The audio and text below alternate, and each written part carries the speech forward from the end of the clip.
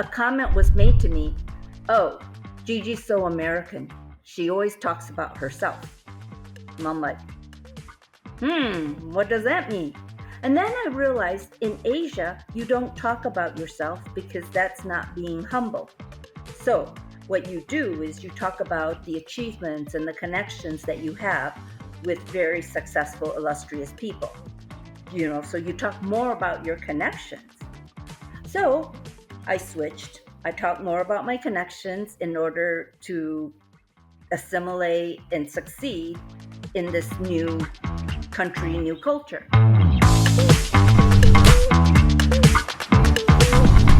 Let me ask you to just kind of share just a little bit of your journey, right? You're an industry fellow and faculty chair at Berkeley Method of Entrepreneurship. So you do some work with Berkeley, but you have a deep background that has led you to where you are today. Can you just kind of help people understand where you came from and how you gained your interest in the field of innovation?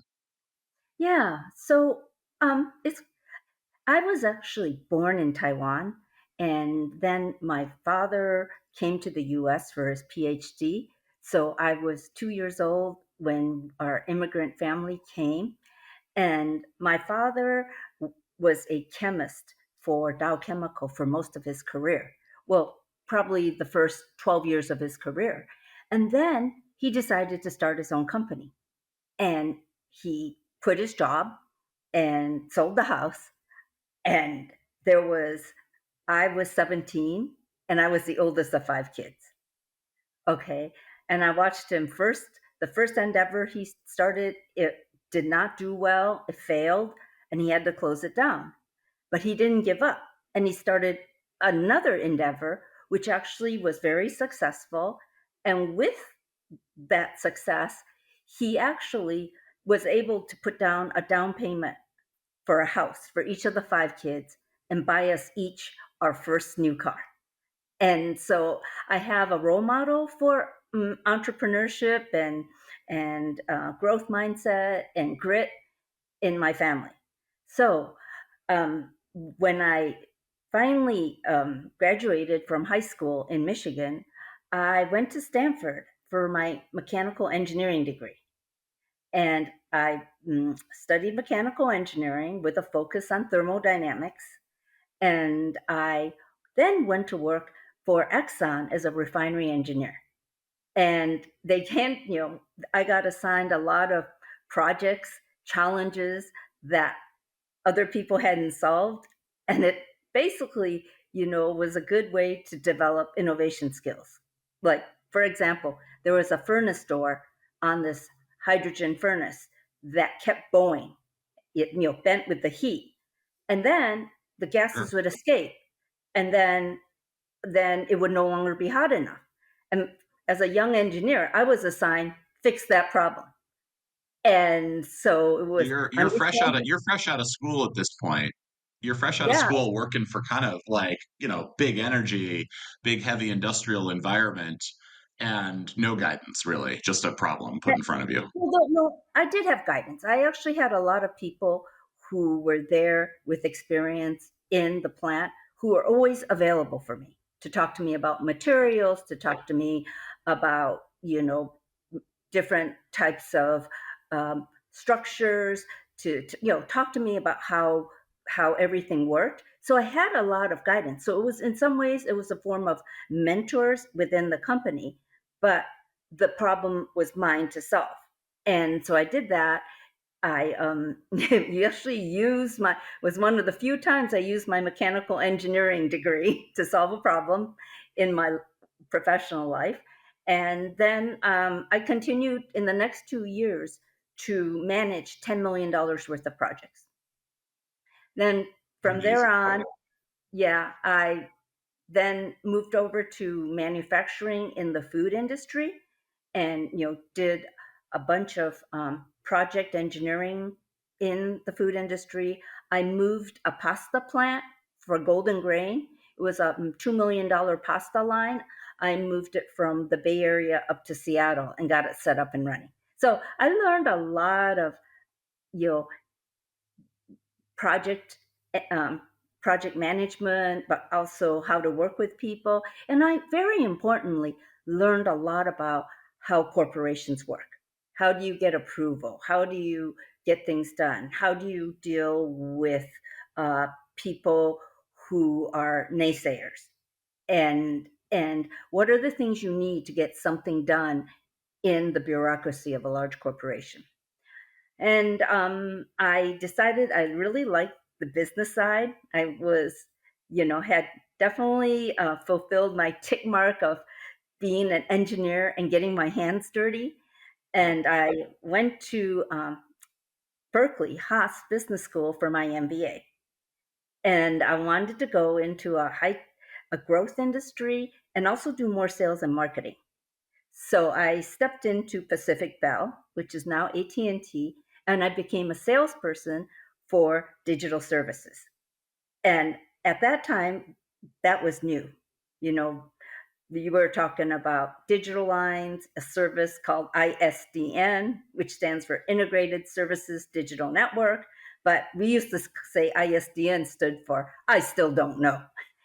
And so We're both dating ourselves, by the way, by having used ISDN lines, but we're just gonna skim yeah, past that.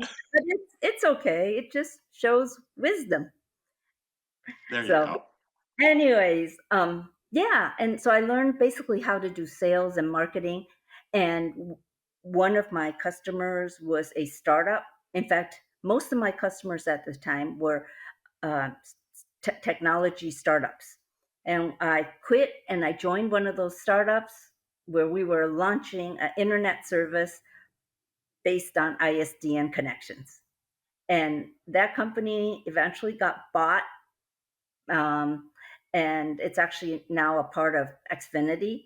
And then I then proceeded to then be on a number of startup founding teams and was in five more startups.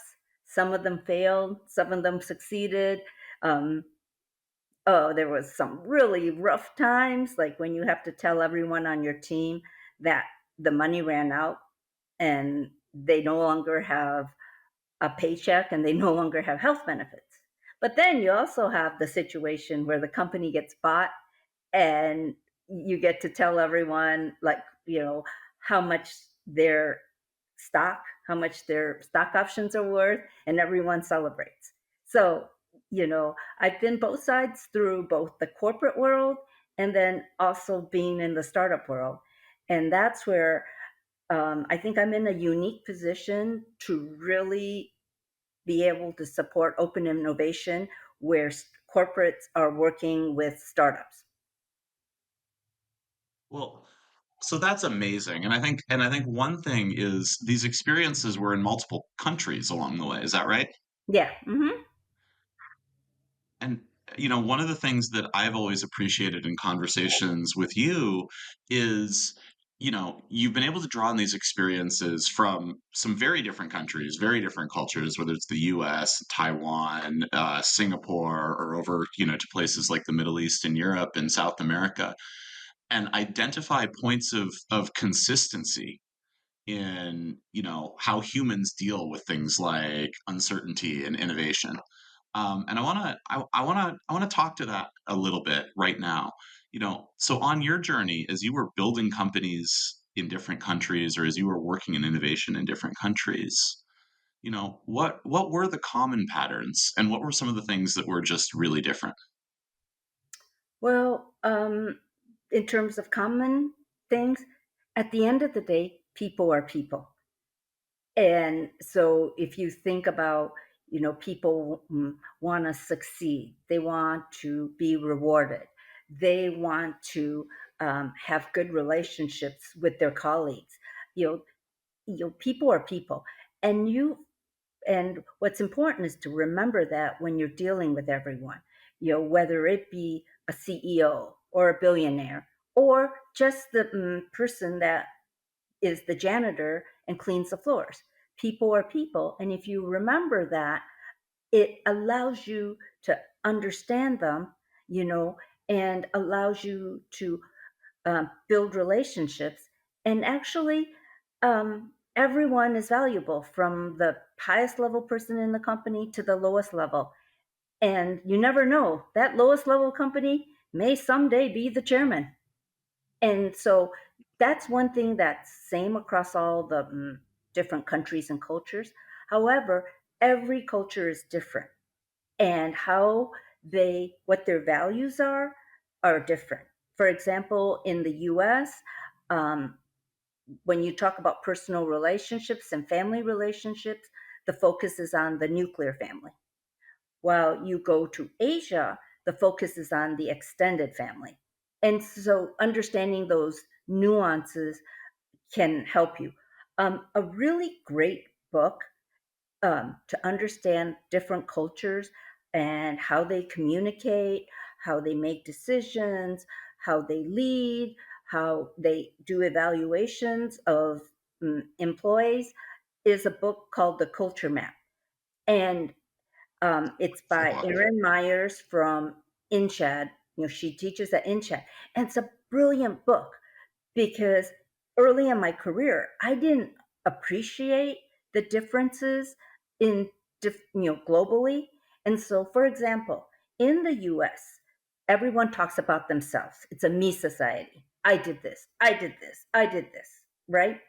Well, when I was working and expating in Singapore, a comment was made to me, "Oh, Gigi's so American. She always talks about herself." And I'm like, what does that mean? And then I realized in Asia, you don't talk about yourself because that's not being humble. So, what you do is you talk about the achievements and the connections that you have with very successful, illustrious people. So you talk more about your connections.